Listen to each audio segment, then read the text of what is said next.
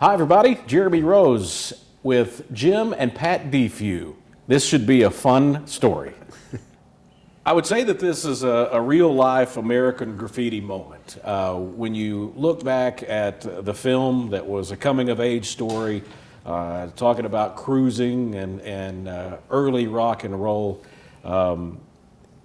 if you will, Jim, and then Pat, I'll ask you the same thing to make sure that you guys both remember it the same way.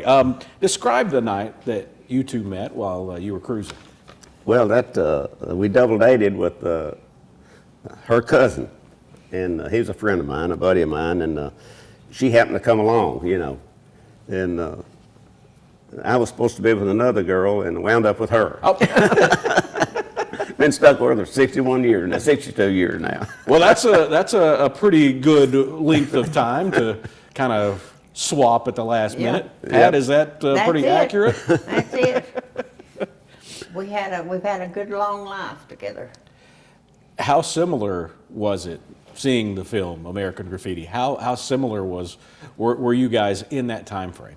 Well, I started out custom painting motorcycles, and I was self-taught, and it was I developed what they call a chopper. Mm-hmm. And I'm one of the guys that started that trend, which is really neat, and I had my first feature in 1971 with one of my bikes, and I had two features on that one bike, and then I was telling them about a bike I was building for her, and the editor of the magazine, and this was in March. We were in Daytona Beach, and that's the biggest show in the nation, and we wound up winning the show, and I was telling him about the bike I was building for her. And in November, he calls me up, and said, "Jim, how you coming along on that bike?"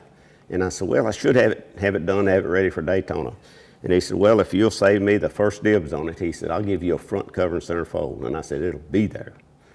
So we got it done, and we took it down. They shot it on a Tuesday, and on the next day, I had another magazine come up and want to shoot it. And I said, "Well, I don't know, because they Street Chopper guaranteed me a front cover and center fold."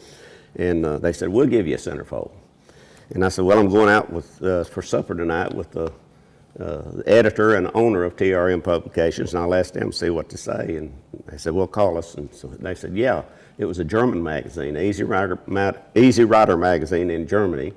And they wound up giving us, they built it as the world's most beautiful bike, and had an 8-page color fold out and a 12-page in the magazine, front cover and center fold. Really turned out neat. So I had two front covers and center fold. And off of that one bike? Off of that one bike. And that's where it all broke loose. From then on, it's history. Now, did you get an opportunity to ride the bike there? Oh, yeah. During she rode the bike on. We had two bikes then, and she rode hers, and I rode mine all week. She rode her bike in Daytona, and it was pretty neat. And we rode around, and they shot both pictures, and everything. And at the show, we wound up winning the show, and they wound up building it as the world's most beautiful bike, and it really turned out neat. That's incredible. And Pat, I've been to Daytona a number of times. I'm a NASCAR guy. Yeah. But I know Bike Week is as strong as Speed Weeks have always been. Yeah. What was that like for you to be down there and being on one of these bikes? Just a country girl coming to the city. I enjoyed it. It's how people made over you. Mm-hmm. Like we was something really special, which we didn't feel like we was that special, but they made us feel special. Maybe you didn't know it at the time, and now you can look back and say, "Wow, that we've accomplished a lot here." We sure have. We've seen a lot, met people from everywhere, through that. Sure. What was the first impressions that you guys had of one another? I don't know. Well, that's a hard question, That's what they pay me the big bucks for. Well, I just guess I fell in love with her, Yeah, it's just stuck with us. I don't even know how to. And her mother, she tried to break us up for the first year of marriage, and I graduated from high school, and my dad was running a boat dock in Gibbertsville below Kentucky Dam, and we were fishing down there, and I was working at the dock, and 'cause we spent the summer down there, you know, and we had a school bus. We didn't have no motor transmissions, and we jacked up on blocks, and that's what we spent the summer in, you know. Oh, wow. The first year we was married, we lived in a school bus. Oh, my goodness. Now, that had to get warm on Kentucky Lake in the summertime, right? Well, you know. When you're young, you don't. And then love. It doesn't matter. When you're young and in love, it doesn't matter. Yeah. So you get married at a very young age. You're commercial fishing at the time. Yeah. Now, did you do that as well, Pat? Oh, yeah, she Yeah. had to, Okay. you know, Yeah. it was, When he went to work at the chair factory, and we was fishing, and Jeff was a baby. And I would sit at night while he was at work with my legs crossed like this, with Jeff laying right here and run up trot lines Oh, to be put out the Yeah. next day. that's incredible. yeah. Well, see, in that day, fishing in the wintertime wasn't good. So Cheer Factory was a wintertime production, you know. So I went over there and got a job, and I worked a week, and they set me up to group leader. In another week, they set me up to foreman. And first year or two, they let me take the volunteer layoff, you know, in first April, you know, and we'd fish. And then I got to building all the furniture, and I started, you know, they put me on samples, and I'd build all the new furniture and everything. They wouldn't let me off. You know, so that lasted about 4 years, and then by that time I was done building custom motorcycles. I was doing custom painting. I really hadn't started building the custom bikes yet, but I'm a self-taught painter, you know, and anyway, I was making more money custom painting, and we'd bought this place here that was 3.5 acres at the time, and had a one-car garage in it, and that's where the business started. And we had a little trailer out here, 8 by 36. 8 by 36, and that's what we lived in for a while, you know. And Well, that's a little bigger than a school bus, I guess. yeah, a little bit, not much. but a Well, little we bit, come yeah. back to I got a here. horse trailer, but the living quarters in it's bigger than that. How times have changed, huh? Yeah. With the aluminum chair factory, where was that located? In Benton. In Benton, okay. Yes. Mm-hmm. Okay. And is that where you really learned the craft and the talent of what you were doing with paint? Well, no. No. That was on. Of course, I had fooled around and bought a motorcycle, and it just a little 350 Honda, and I wanted it custom painting, and there wasn't nobody around here to do it, so I had a buddy that run a body shop. Well, he was going to help me custom paint it. Well, he couldn't lay the flames out or nothing. I wanted flames on it, and so I was going to be off for Thanksgiving for 4 days. So I said, I'll just take it home and work on it. And I wound up painting it 4 times before I got a good paint job on it. And me and him rode bike together, and I got it done. I called him, you know, on a Sunday, and I said, come out, you know, see and take a look. He said, you got her done? I said, yeah. And he come out and walked around it and didn't say anything. He said, let's go get my bike. And I said, what for? And he said, you're going to paint it. I said, no, you're the painter. And he said, you painted that, you're painting mine. So that's where it all started. And so that was the first one of Defews, is That that was right? the first, yeah. And And it was scrap paint. yeah, That guy had a body shop, and it was just little pieces of this color and that color and that, and then he mixed it all up and made what he wanted to. and that's a true story, you know.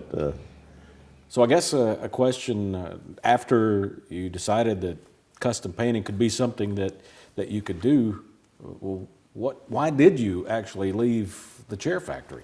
Well, of course, I was general foreman there at the time, and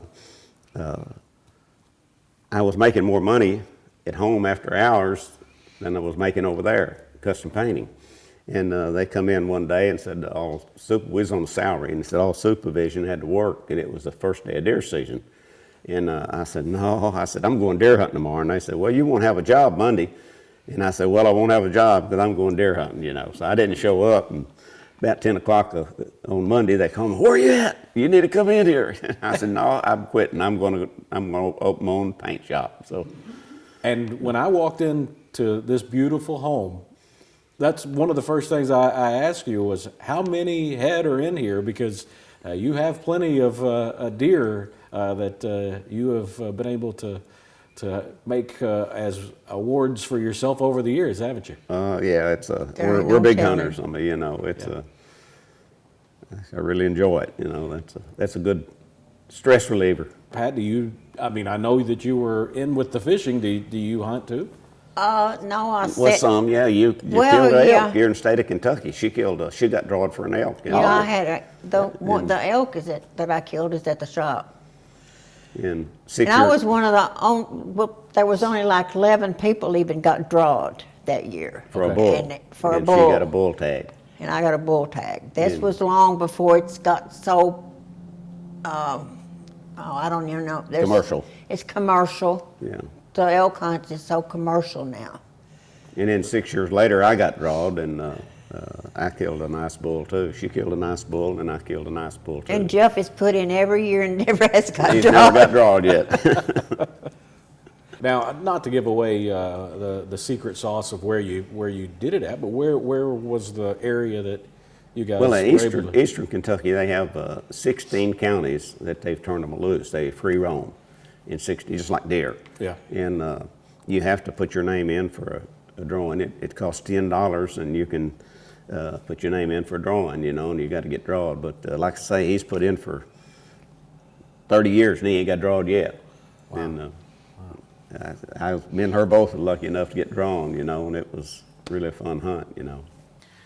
So, Jim, I have to ask you, going back to your chair days, you created a chair of your own, didn't you? Yeah, that's a short story or a long story. I become friends with the president of Phelps Dodge, and he was from St. Louis, and he got to bringing his family down and spending a week, and we would take the family in. They'd come to our little old trailer and have dinner, and you know, and the kids always had something, motorcycles or horses or something that they could enjoy, you know, and they really looked forward to that. And so he called me one day and said, Jim, said, I've had the company to write you off this week. He said, I'm coming down, I'll be there Tuesday, but I got buyers coming in, and I want you to take them fishing. And okay, so well, I just had a John boat, you know, and I didn't have no seats nowhere but in the front and the back, and so I had to build something where they wouldn't fall out.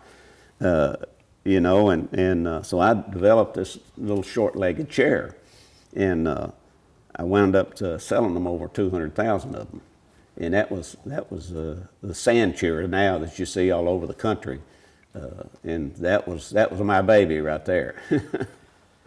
There are so many legends out there, and whether what the truth really is something that I've wanted to know. I've never known for sure exactly what has happened, what didn't happen, and but knowing the legend of the Defews, and one of Defew being such a moniker, I mean, it's almost like Nike and Just Do It.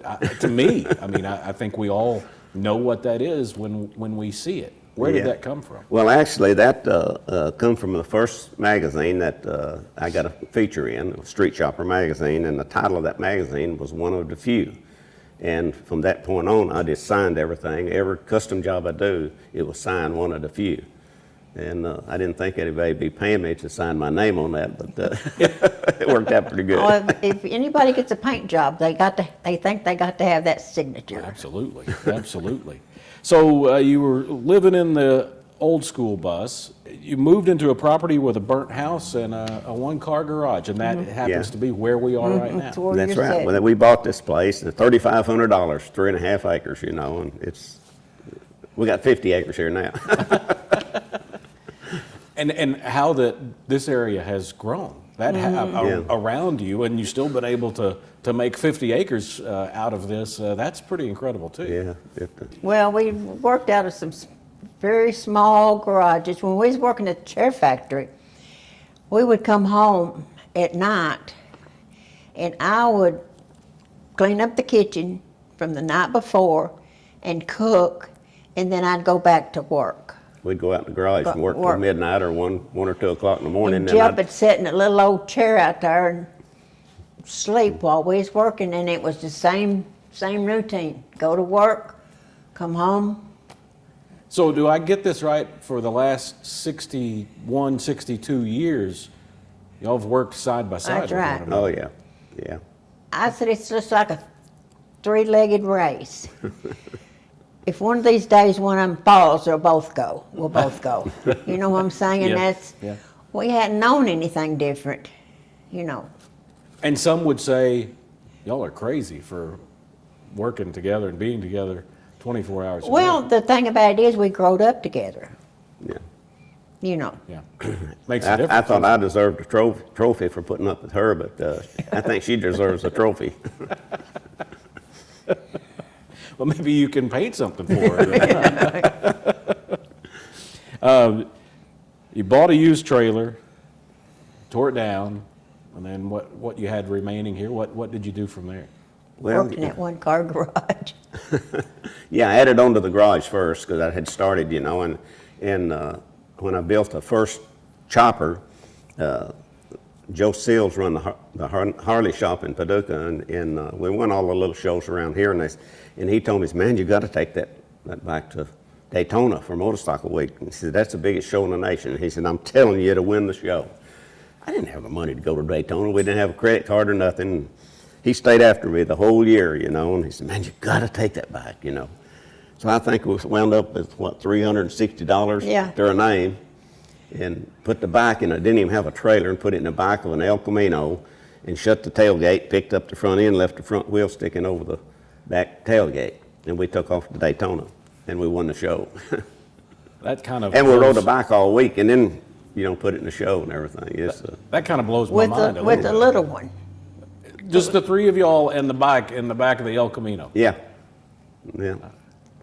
We was coming back one year, and Jeff was asleep in the floorboard. And I was driving, and he was asleep. And Jeff stretched and kicked the car in reverse. Kicked it in reverse, running about 70 miles down the interstate. And that car went, and we said, oh me, here we are, poor folks out here in the middle of nowhere. And we had a trailer then. The trailer got up on three wheels, had three bikes on there, you know. We come out of it all right, you know, but it was fun, you know. So we've had some interesting things. I would say so.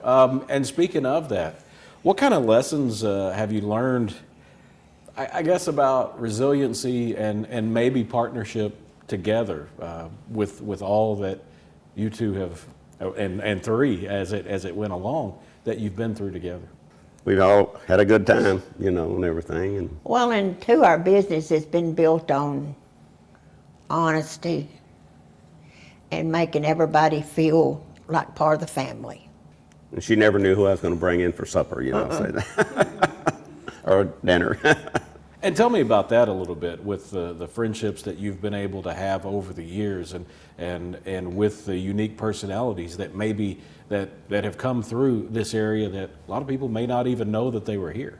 In '76, the Super Bowl, the player of the game was Ed Tuttle Jones in the Super Bowl, and he calls me on Monday and has me to build him a bike. And he said, I can't ride a two-wheel bike, but I can ride a three-wheel bike. And he said, I've seen a bike that you built for a buddy of mine. I really liked your work, you know. Can you build a three-wheeler? And I said, yeah. He didn't tell me who it was. And we talked for about an hour, you know, and he said, I want you to build it. And I said, well, who am I building it for? And he said, well, this is Ed Jones, but he said, you'd probably know me better as Too Tall. I said, oh, I ain't going to say what I said. But he laughed, you know, and he said, yeah. He said, and so anyway, I built him that bike. And then when he retired from being a football player, he called me up, and I built him a new Harley chopper, you know. And when he retired, he turned a pro fighter, and he wound up getting knocked out in the second round of the second fight. And that was on Saturday night. Willie calls me on Sunday, you know, or Monday, and told me he wanted me to build him a new Harley, you know. Said, I'm coming to visit my mom. She lives in Jackson, Tennessee, in a couple of weeks, and I'll come down and we'll sit down and talk about what we want done, and colors and everything, get you started, you know. And so he come down, and we're sitting in that little office out back here, and Jeff, he comes in the office. Now, he brought a couple of football players with him, you know, sitting on the other side, and this little office is not very big, you know, and I was sitting at the desk, and Tootal was sitting and had an old recliner sitting in there, and he was sitting in that recliner, and he walked in, said, said, "Hello, Ed," said, "I'm Jeff Defews, Jim's son." And he put his hands on his hips, said, "Would you like to go 2 or 3 rounds today?" And that was funny.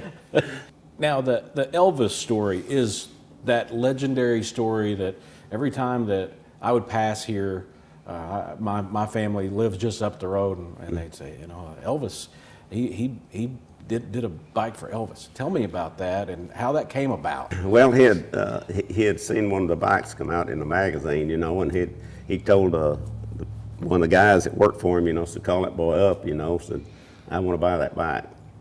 And I had sold it the day that magazine come out, and that's where it all started. But we had a standing invitation to come to Graceland and come in and tell them our name, and they'd usher us right in, and we never went. He wound up dying before we got going, and that's kind of the end of the story there, and but it was pretty neat, And who would think when you started that the king of rock and roll would end up wanting something from you, right? Well, yeah, it's been a fun trip, It's put me in touch with people I never dreamed of meeting or knowing or doing work for. Sure. But we've done work all over the United States, every state in the United States, and Germany, France, Sweden, Italy. I mean, we've had a lot of stuff around, So did you go over there and build, or did you do it here and then send it off? Okay.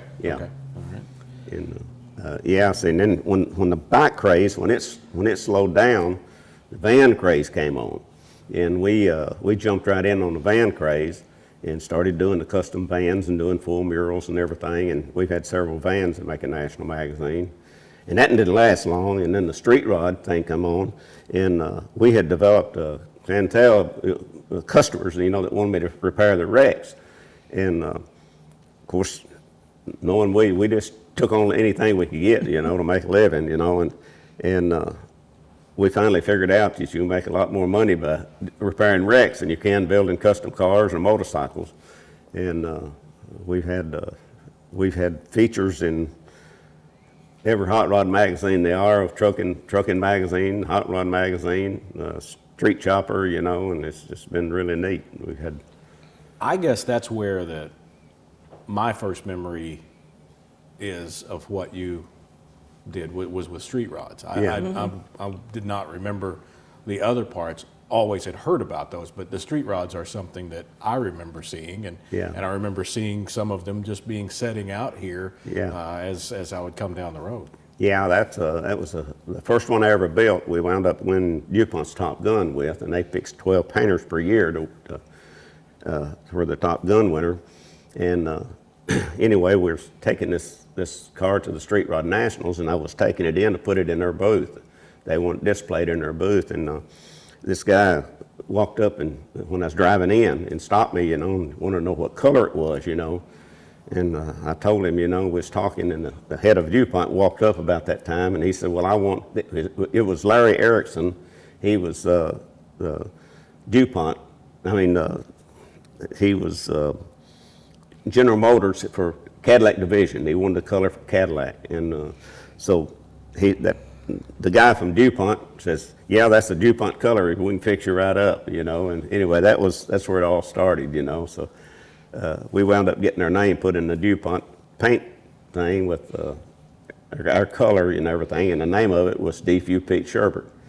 And we're the only person that ever got their name put beside a paint in the DuPont color spectrum. It's pretty Is neat. that still there today as a color that you can get? They sold out about 10 years ago, and Zolta bought them out, But we done lots of shows for DuPont back then, and we wound up painting 2 giveaway cars for DuPont. They had 2 street rods built, and they were going to give them away, one each, one this year and another one next year. And they let their reps paint them, and it didn't turn out too good, so they wound up calling me to straighten them out. So they sent one of them down here, and I got it done. They come got it, and they said, "Let's get that other one up to him," So I wound up doing both of those. And Now, DuPont I guess probably became most famous with Jeff Gordon as Yeah. the sponsor of the number 24 for the Hendrick operation. Hendrick's Motorsports, yeah.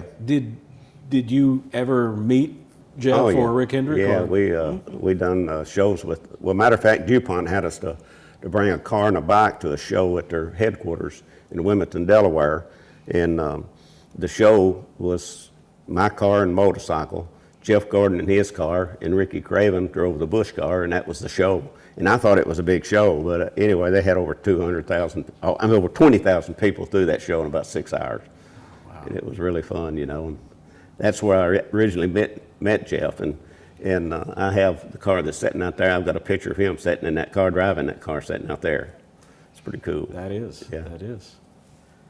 Let's go back a little bit to that motorcycle that truly started it all for you. And you were horse trading and scrimping to be able to get that going and to acquire that first motorcycle. Is that true? Yeah, we wound up trading the air conditioner out of the trailer. Yeah. So y'all been hot a number of times Yeah. throughout your lives. Yeah, he traded the air conditioner out of the trailer for, I guess, the first bike. Yeah.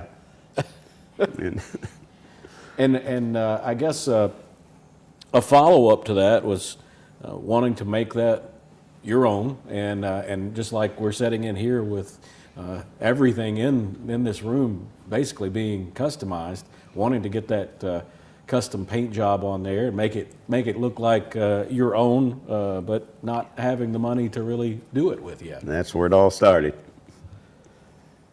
The paint prep, that's got to be tough to get into and to understand how that works. How long did that take you to really start being able to say, you know, I've got this, I'm pretty comfortable with this? Well, I say it didn't take us very long because, I mean, you know,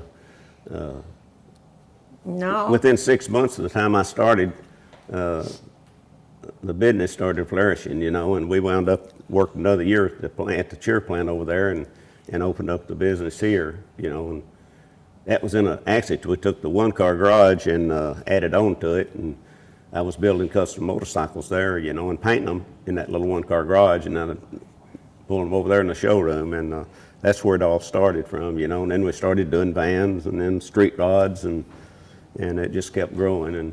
And Where did you get the original equipment, and how were you coming up with that at the outset of what you were doing? well, when we started, the boy that was going to help me on the paint job, he wound up loaning me an air compressor and a spray gun, and he gave me some of his paints, you know, different colors of paints where I could mix them up and try to come out with the color I liked, and that's kind of how it kind of started, you know.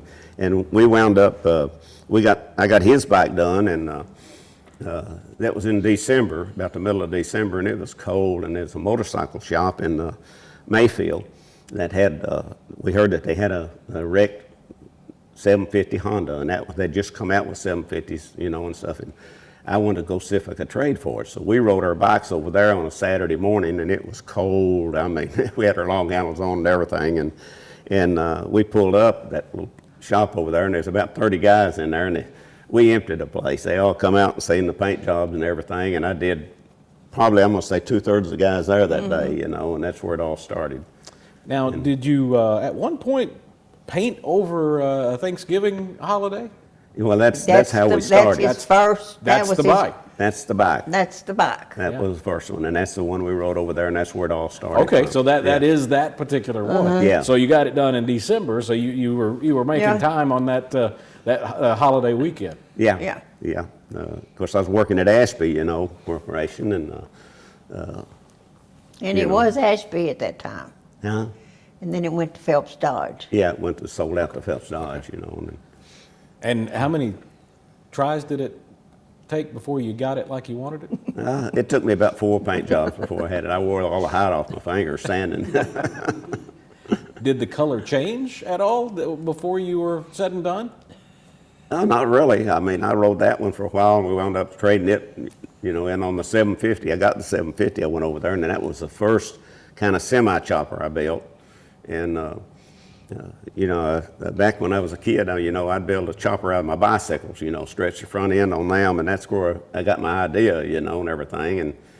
And I was sitting I was born and raised on Main Street at Benton, right past Hutchins on the same block where First Kentucky is. And me and her was sitting over on the front porch over there one day, and I seen these two bikes come through town. And all they had was just a stretch front end on it and a custom paint job of flames. And they stopped at the car wash. Well, we went and jumped on our bike, and run up there, and I worked his brain over, the two guys trying to figure out, and they were riding across to New Orleans from California. Wow. And it was pretty neat, and that's what got me really interested in doing something like that, and that's what kind of kicked it in a high gear, wasn't it? What year would that have been, or close? That would have been actually 65, 66, or maybe 67, right along in there. So while the car craze was going on with, especially with the Mustang, I guess at that point, you were really more interested in the motorcycle. Yeah, I did nothing but motorcycles. I did, that's all I did was custom motorcycles, custom painting and built custom motorcycles. And we had the magazine. It's been probably, I'm going to say 7 or 8 years ago that talking about the old guys that started the chopper trend, and me and Arlene Ness of California was the two guys that they talked about, and that was in June, and then in November another magazine come out and talking about the old guys, and me and him was in the same magazine again. We were the two guys that originally started this. I think back to, 20 years ago now, and Orange County Choppers, the television show that came out. I would have never really, truthfully, put all of that together. Yeah. What led you to the idea? Did you just want to do something different in the beginning when you came up with the chopper idea? How did that? Well, I just that's the way my brain works. Anything I do, I try to be different. Yeah. And it's always been that way, and it's just really pretty neat. All the shows we went to, that people couldn't beat us because we was beating ourselves from the past year, and they was beating that back there. You follow me? Yeah. So you guys were one step ahead. We stayed one step ahead of everybody, and back in the old days, I had to sell a bike to build a new one. And that's the way it started, we just kept rolling, and it's like a snowball. And once you see a famous bike or you see one that's in a magazine. Well, I had the two front covers and centerfolds in 1 year, and that was really kicked it into high gear. It was, I had that one magazine in Germany and then Street Chopper here in the United States, and it just went crazy from there, Here I am trying to sell radio advertising, and you're getting into magazines that go across the world, and that advertising works just as good, if not better, doesn't it? You can't buy that advertising. Absolutely not. Your first paying job, shop owner wanted you to paint his motorcycle. You talked about that a little bit earlier. And then displaying the bikes at his shop. That had to have a lot of pride in that, to be able to put your stuff out there for the first time. Yeah, he was a good friend of mine, and we rode bikes together, and everything. And, when I did mine and he come out there and seen it, he said, "Let's go." I said, "Where we going?" He said, "We're going to get my bike." I said, What for? And he said, "You're painting it." I said, "No, you're the painter." And he said, "You painted that and you're painting mine." So that was it. It was. What did that first paycheck mean once you saw that customizing bikes could be a way of life? Well, there wasn't nobody around here doing it. And when I started, I was the only one in the area, you know what I'm saying? And it was very unique, and it's the way it took a hold, and you guys cornered the market before you knew that there was a market there. Yeah. That's really about the true story there. We cornered the market before we knew the market was there. We've talked about some of the things that you've painted, but I know for a fact, because I know that you have been very generous with Marshall County Rotary Club and many other organizations that you've painted some different things. And I believe our current judge executive, Kevin Spraggs, has a cup that or a mug that he carries with him to every fiscal court meeting that is Marshall County blue and orange. And it reminds me, the flames on it remind me of the previously mentioned Jeff Gordon DuPont car that they had at one point. But I know on one side of it, because this is how I know that it is yours, it does say one of Defews. Oh yeah, it's he treasures that cup, you know. When Kevin started packing that, he said it felt like he had Jim Defews with him all the time. I know that seeing things in a magazine has to be very, very special, and you've lived that life, you've seen that. But when you see locals also carrying some of your work around, and maybe you're seeing it in pictures, that has to give you a very, very warm feeling that yeah, this, you know, I've done this for the world, but I've also been able to enhance people's lives here locally. Oh yeah, it's really been a thrill. I mean, you know, it's Well, about the cups, you know, you was talking about he'd done for different occasions. Mm-hmm. He painted all them cups that was auctioned off when the school shootings. I see. And some of them drawed some big amounts.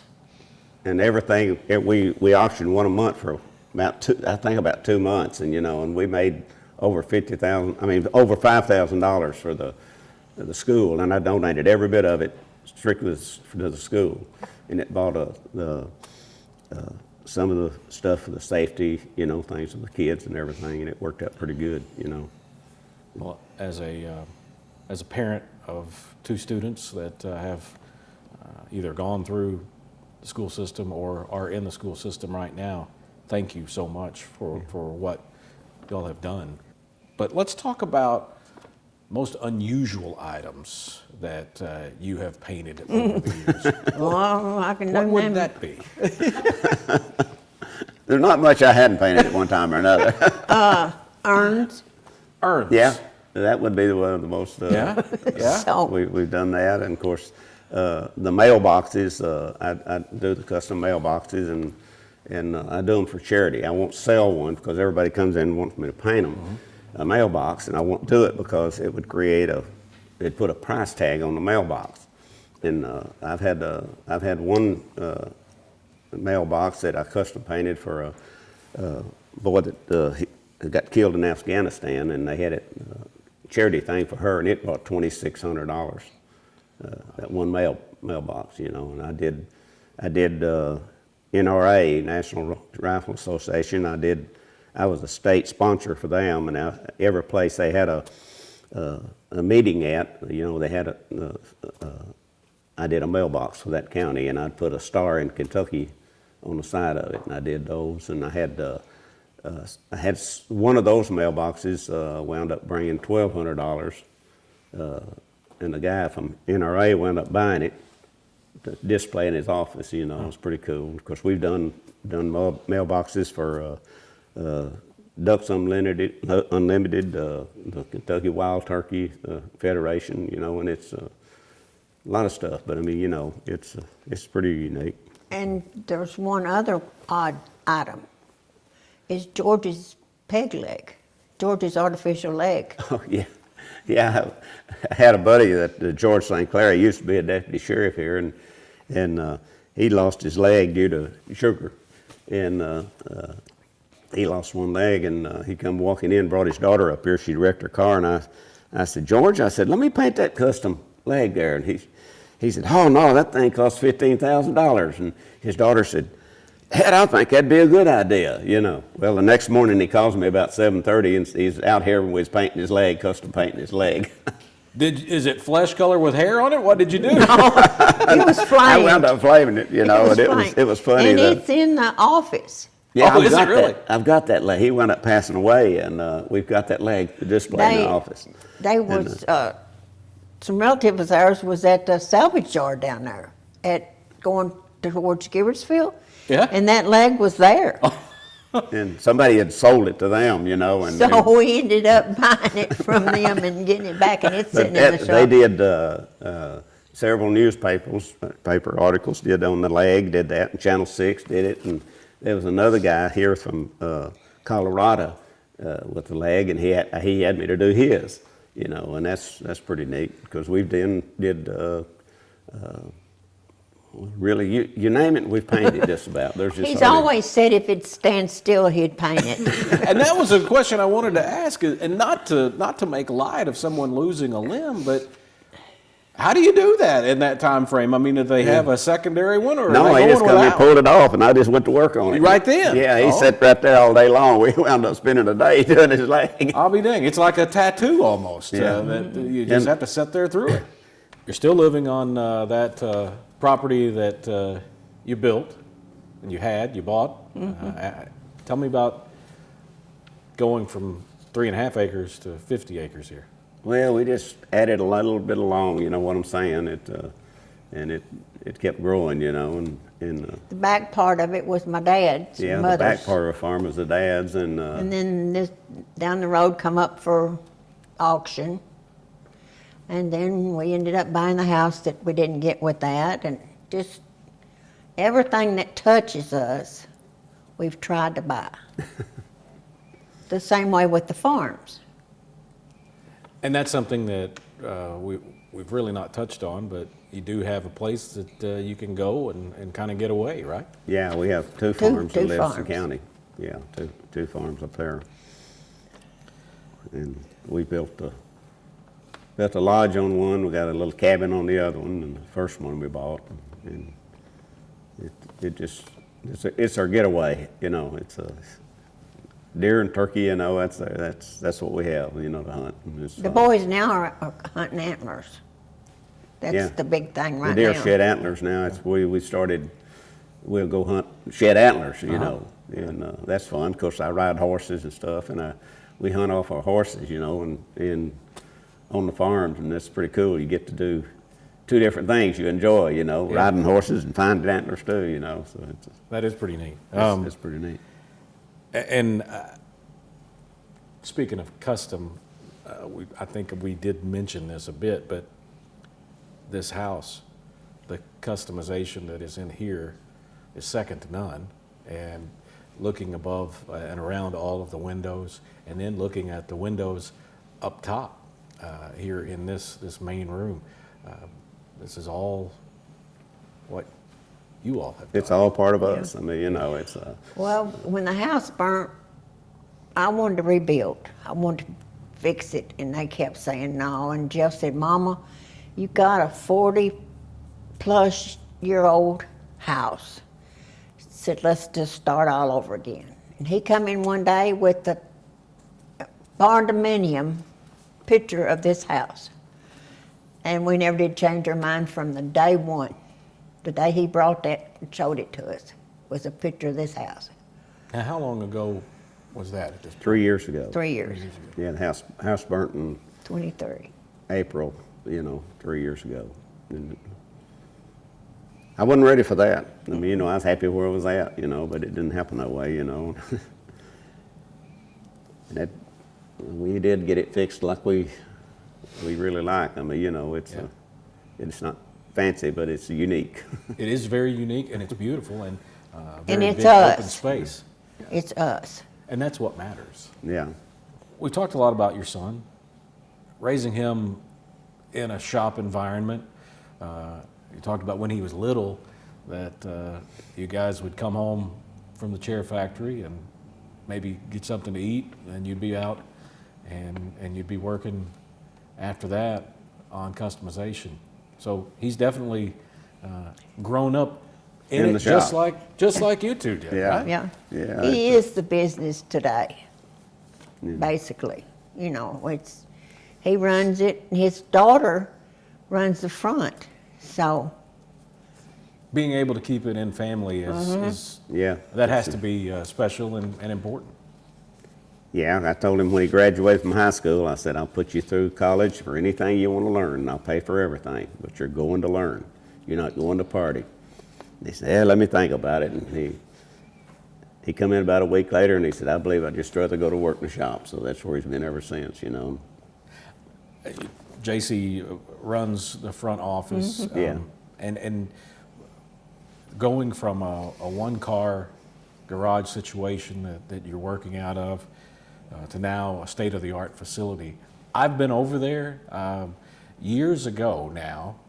You did a skid steer Yeah. for Pinnacle. Yes. And the coach at the time for Murray State, Steve Prohm. That's right. Came Hatcher and- was the football coach. That's right, yes. And they autographed. They came to the shop and autographed it, That's you right. know, and I was there that day, and I remember looking at that and thinking, that is the coolest thing I have ever seen. And then it was used to help with the practice facility that was Right. put in at CFSB Center in Murray. yeah. Talk about that just a little bit, and maybe the what that design looked like for folks that didn't Well, it was Murray State colors and everything, but we changed up their logo a little bit to what I liked, and it's kind of funny. The players come out, a couple of the players come out, and we had I can't remember his name now. The little boy's playing for Memphis.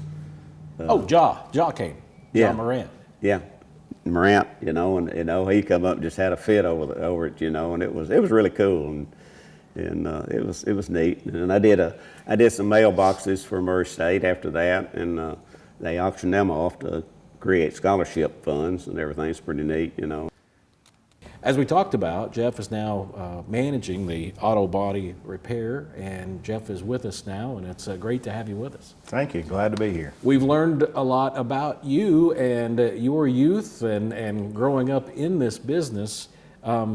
You've seen this from very close to the beginning all the way through now. What have you noticed that has changed with this type of work over the years? And obviously knowing that it's auto body repair now as well as custom paint, but what about those two things have gone together? Maybe what's changed? Well, when I started doing it, it was full time. I was 16 years old, and I co-opted out as a junior in high school. I'd go to school, take one class, and then come home and go to work. And we were still doing a lot of custom stuff then, you know, motorcycle paint jobs, custom cars, and all that. And, you know, times kind of change, and you can buy stuff now customized, where used to you couldn't. And a lot of the stuff you can buy stuff that's already custom. The new cars, the motorcycles, and all that. It used to not be that way. You know, used to you had to buy something and make it your own. And now you can basically order one from the factory that's already custom. That still doesn't make it your own, like having one custom done, but that's one thing that's kind of changed. What would be something big that has stayed the same? That's a hard question, because technology has come so far with the cars and trucks and stuff now.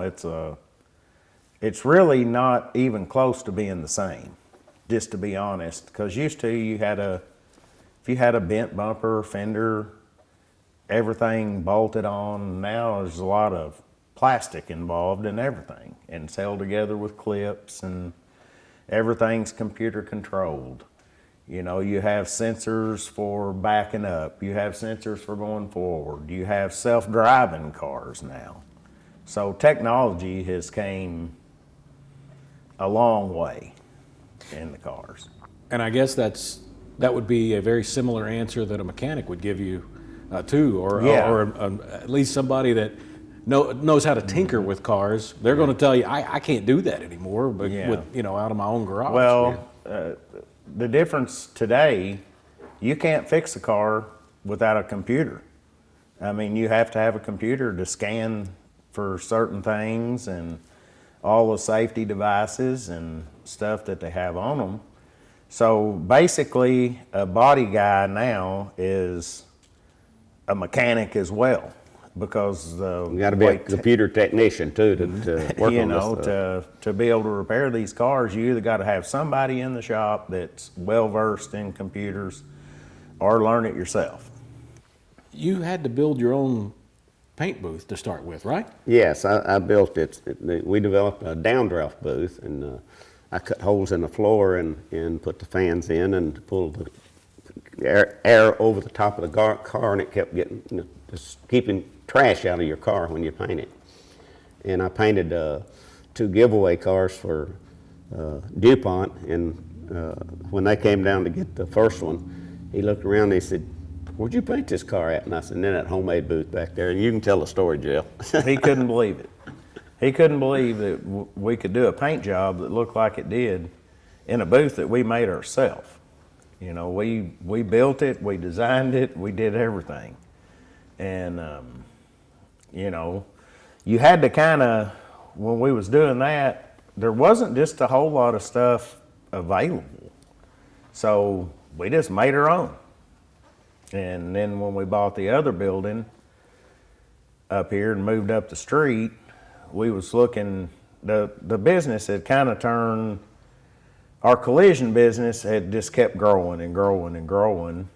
So we was basically just outgrowed ourselves. We had the one building, we added on, then we built the other building, and we basically just outgrown ourselves. And, you know, we was talking about it, and I said, we need to get this out from your house. We need to move it somewhere that, because people would come in, and he never did care. He loves people. But they would come at 9 o'clock at night wanting an estimate, and they kept him on his job at too many hours a day, him and Mom both. And when we decided to buy the building up the street, we got to looking for paint booths, and we was trying to find something that would make our job easier, faster, better, and we ended up, that's when we bought the 2 booths that we have now. And basically you can paint a car, and you turn the bake cycle on, and in 30 minutes it bakes at 160 degrees, and you can back it out of the booth and start reassemble on the car. You know, so the turnover is a lot better, you know, with what we have now. Rather than the homemade booth, you had to let it air dry for a couple days. Well, now you can roll it in there and paint it, bake it, and roll it out and start reassembly in the same day. So, And I think that this kind of goes back just talking about customization, and sometimes the necessity for being able to figure things out and change something up. Sometimes you just have to do that, no matter what it is. Yeah, I mean, it's, and we were able to go with the flow. I mean, you know, we kind of grew into it, you know, and it's really developed for us, so, you know, and it's really neat, you know. to think where it started and to where it is today is almost mind-blowing. You know, we have customers that bring their cars when they get damage on them from miles away, and I asked a guy that brought a car from Nashville, Tennessee. I said, let me ask you a question. What made you bring your car from Nashville? And he said, well, back in the early 70s, your dad custom painted a car for me. And he said, any time I've ever had anything done, I've always just brought it to Jim, you know. He said, I always liked him. I always had all the, I love the car that he done for me, and, you know, I just always bring my stuff back to him. So it's pretty neat to have customers that come that far. I think, how many body shops did that guy drive by between here and Nashville to bring his car here, you know? So that's a pretty good honor. There's not hardly a car built that we hadn't worked on at one time or another, is there? No. I mean, from Rolls-Royce, Bentleys, I mean, you just name it, we fixed them all. And is that nerve-wracking? Some of Yes. those higher. Yeah, it's Yes. it is. I mean, you pull in a $200,000 car, you got to work on it. It's definitely nerve-wracking, you know. But I treat a $200,000 one just like I do a $10,000 one. I try to fix them all as best I can. How humbling is it to know that people come that far because of your dad's name? And I want to ask you the same question, but Well- how humbling is that for you? What gets me is a lot of the stuff that we do. Like if we do the custom stuff, we still have a little bit. It's not nothing like it was back in the 70s and 80s, but I mean, what gets me is I've been in it my whole life, so maybe I don't realize it like other people from the outside would. We had a guy from St. Louis bring his bike down, got it custom painted. He takes it back, he gets home, he's putting it together, and he calls back. And he said, I got to bring this fender back. And I said, what's wrong? He said, he didn't sign it. So he literally brought the fender back from St. Louis just to have the signature put on it. Now that blows my mind because I don't realize the value in that because I've been in it my whole life. But that's basically it is what started the business. That's what built the Defews name is the custom stuff.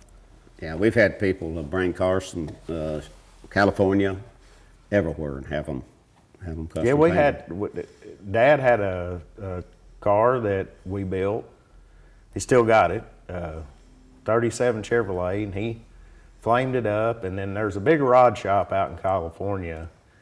It was Boyd Coddington's Customs, I think it was. And the guy had been to the Street Rod Nationals the year that Dad won Best Use of Color. And he seen that car there. And he was having it built. They was capable of doing all the stuff, but he said, just get it base coated. And he shipped that car from California to our shop right here in Marshall County to have the flame job put on it. And we flamed it and cleared it and sent it back, and then they finished it at the rod shop in California. So who would think of customizing stuff, sending it here? But it's pretty neat, pretty neat. I'm gonna ask you the part about how humbling is it to have these situations happen where the people are bringing things in that are from miles and miles and miles away. Well, it's very humbling. I mean, but when I did all the shows for DuPont, of course, I would meet all the people in the other states and everything, and and everybody. I mean, I was on a pedestal up there because they knew I was the guy they had to beat, and I got to meet all of the guys like Boyd Coddington or all the who's who in the motorcycle and the car industry, and it's really neat, and it's just I have to back up and pinch myself sometime, but did this really happen? The way it's happened, it's unreal. I mean, how it's. Have you always been into art or kind of the creativity? Have you always been into that, or where did it start? Well, when I was in school, I stayed in trouble all the time for drawing during the class. I always drawing hot rods and stuff like that, and I stayed in trouble all the time for that. That's kind of where it begun. Did you have a teacher that pushed you? Yeah, I really did. She was my third grade teacher, and of course we were poor people, and I didn't realize we were poor, and she seen something special in me, and she followed me all through this whole thing, and it was Miss Margaret Heath, and the first all-out custom street rod that I built, and we wound up taking it to the Frog Follies in Evansville, Indiana, and this little girl approached me and kept wanting to shoot, do a story on me. And I kept trying to pass her off because I had so many people around the car and looking at the car and everything, and asking me all kind of questions, and she kept wanting to write a story, and I tried to pass her off on all my buddies as they were with us, and do their story. She said, no, I want to talk to you. And she just stayed persistent, and I finally said, well, come on, hon, let's go over here. And I thought she was from a school newspaper or something like that. She looked like she was about 16 years old. And so we go up beside the tree there and sit down, and she'd done a story on me. And the next morning, we got up at the motel we were staying, went in the restaurant, and I picked up the Evansville Courier-Journal, and there we was on the front page of the Evansville Courier-Journal, and it said story on 2B. Well, I opened that thing up, and there's a full page on the Evansville Courier-Journal. And I get home on Monday, and about 10 o'clock the phone rung, and it's Miss Margaret. She said, well, Jim, have you seen the Louisville Courier-Journal? And I said, no, I haven't. I said, should I? And she said, I'm saying you should, because there's an awesome story about you and your cars you've built. And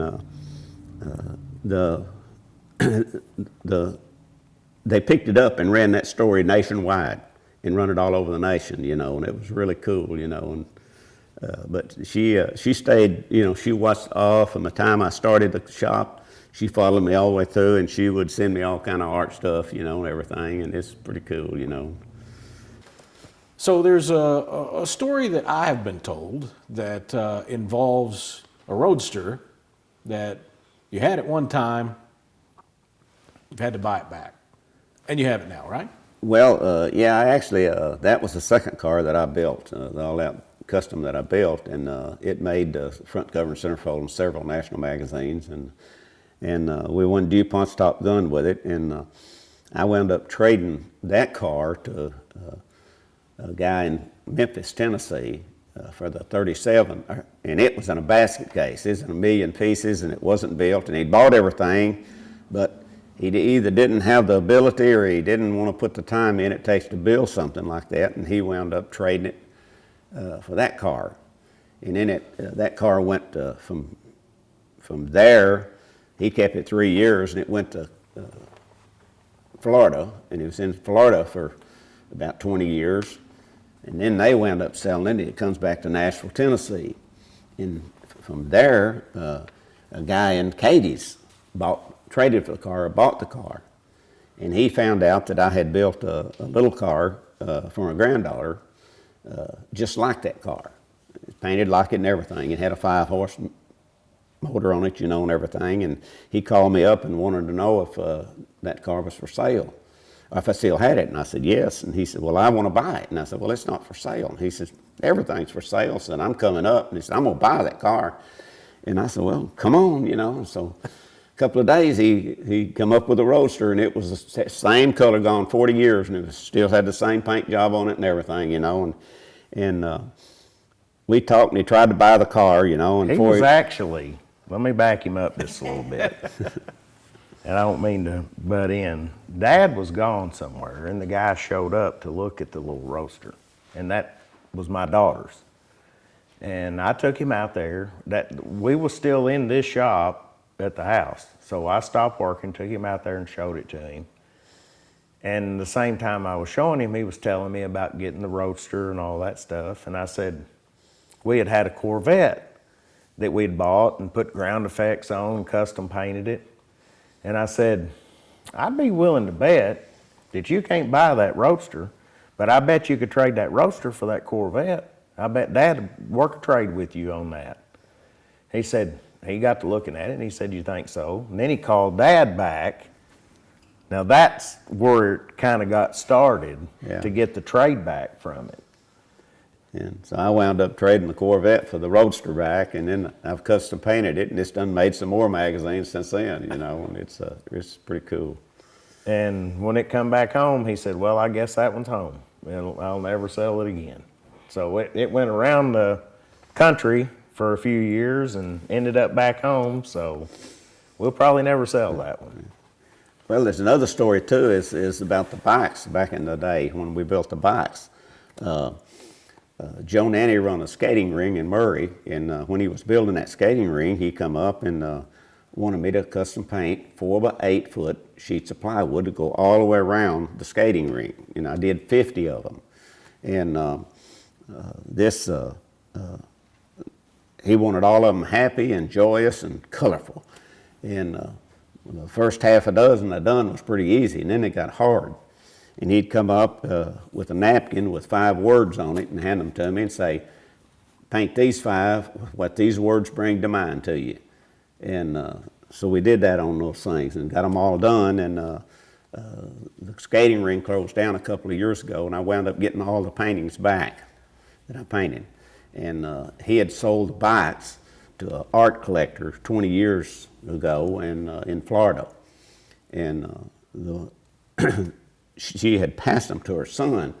And a couple of years ago, I got this Facebook, you know, he texted me, you know, and it just gave me a name in Valdosta, Georgia, and I didn't open it because it wasn't in my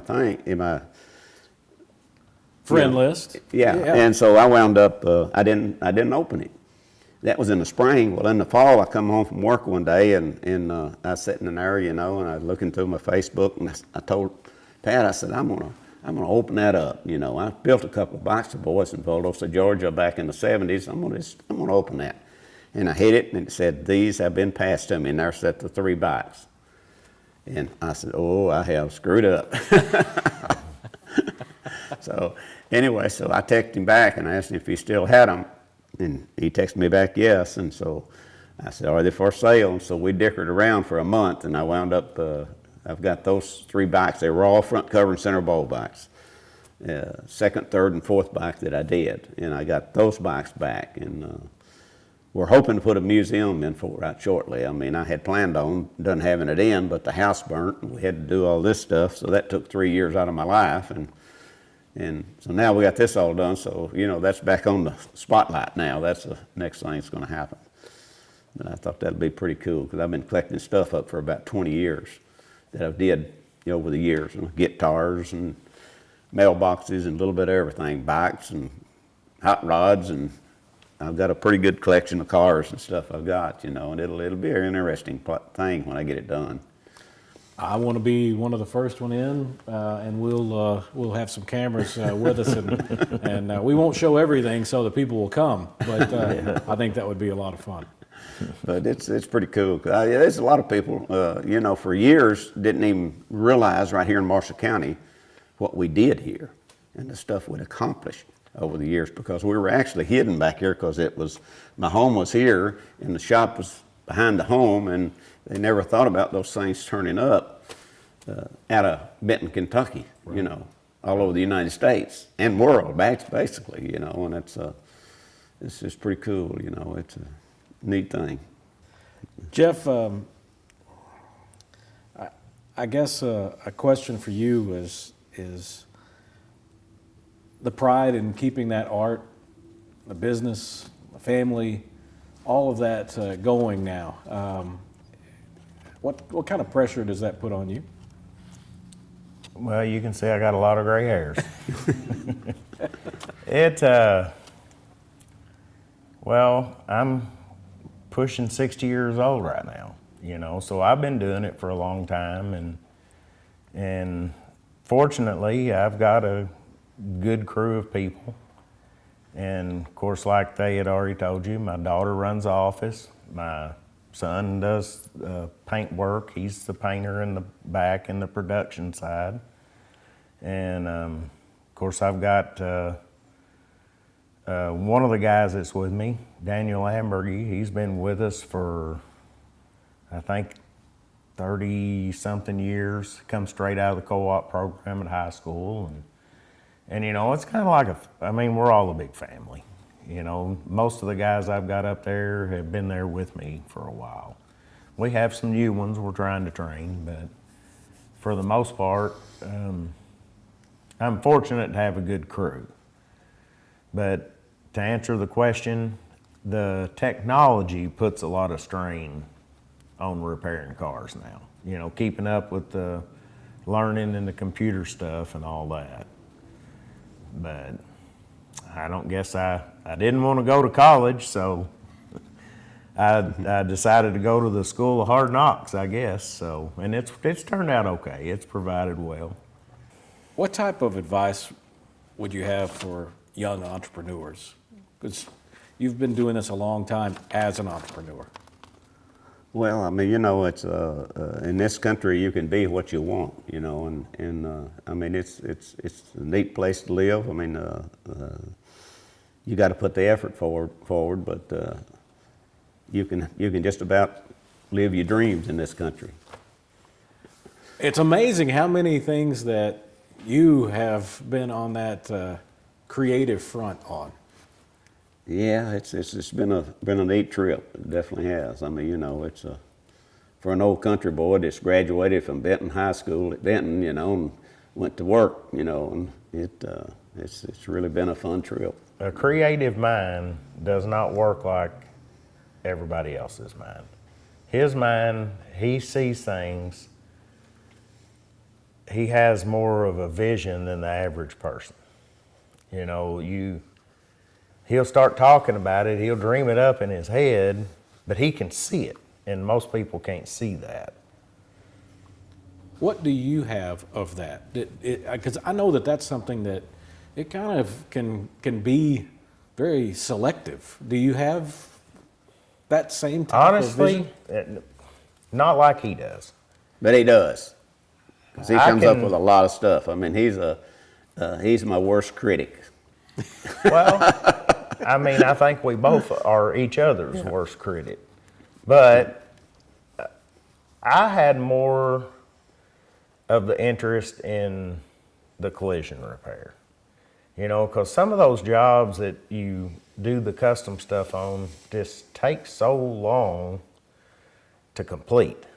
And the collision repair, as long as everything's available to us and not situations like COVID and stuff like that, it's usually you go through a bunch more jobs. You're never looking at the same thing continuously. So, I mean, I can do some of the custom painting, but that never was really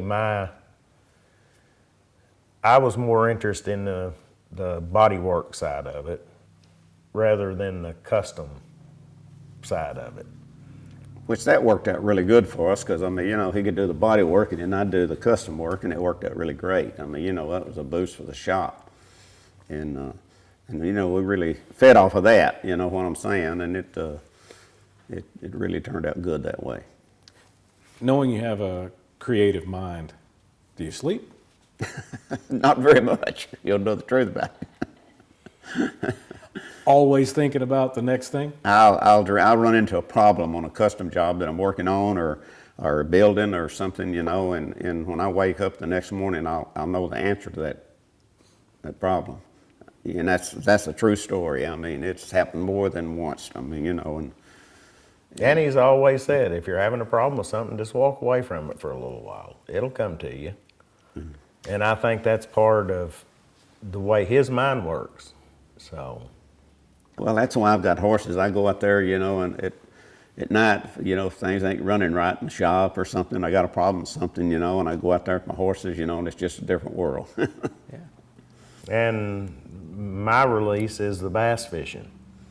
You know, I enjoy the bass fishing and I enjoy all the outdoors, but the deer hunting and the bass fishing is my two favorite hobbies.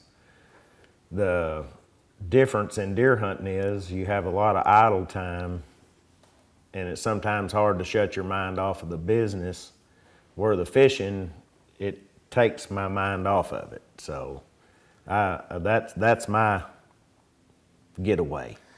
Last question. If you could go back to that first night when you were cruising, what would you tell your younger self? You know, when you're young, you don't realize what lays ahead for you. And I mean, you know, it's there to be made if you put the effort in it. I mean, you know, it definitely is, but I mean, You wouldn't change a thing, would I you? wouldn't change a thing in my life. And I mean, it's put me in contact with people I never dreamed of meeting, you know, and doing work for. And I mean, it's really been a fun trip. I mean, you know, I've enjoyed going to work every day. I mean, you know, and I still go to shop and I just do what I want to now, you know. He still, if anything, anybody wants anything custom, I try to keep him a little of the custom stuff. Yeah. That keeps him going. Well, I can tell you the project right now that we got going, which, I mean, we could do in that. These two kids tore up the soldiers in Mike Miller Park, and we've rebuilt those. This was like 2 weeks ago, and I've got them put back together and just about finished up now. I've got them back together and everything. That's a neat thing. And that included Mom and Dad both. That thing was like putting together a jigsaw puzzle. You know, the way it was busted up, and they sat at the lunch table in the office in there and put it all back together. And then I helped him, after he got it pieced back together, I helped him put it back together. So it's pretty neat. Yeah. Being able to give back has been part of your life. Oh yeah, From the- I mean from- that's from the start. something we've done all of our life. I mean, you know, and it's like you go into Mike Miller Park, the splash pad. We custom painted all the equipment and everything in that, and the splash pad at Mike Miller Park is Jim Defews Body Shop. You know, it's pretty neat. You know, and that's neat. You know, but that's giving back. I mean, a lot, because it was. That was a big job. That was a big job, you know, for us to do, and of course I donated that to the park, you know, but our name is on the front out there, a sign, everything's right there, you know, and it's pretty cool. Well, with the business, it's afforded us to be able to be generous. You know, we've done well for ourselves. I mean, anytime you work, you're not going to get wealthy, rich, but we've made a good living and an honest living, and we've always tried to be as generous as we could. And I think another part of that is that you guys and your family name mean so much to this community, and because of everything that you have done and the honesty and the hard work that has gone into it. Yeah. I used to get kind of aggravated. It seemed like we'd work real hard, and Dad would give away a lot of times more than we'd make, but he taught me that if you give, you will receive.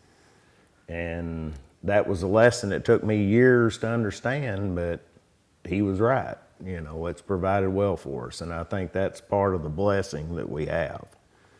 And I think that's part of the reason that we've been able to grow like we have. It has been a wonderful, wonderful journey down memory lane this afternoon with Jeff, Pat, and Jim Defews. Hope you've enjoyed being with us today.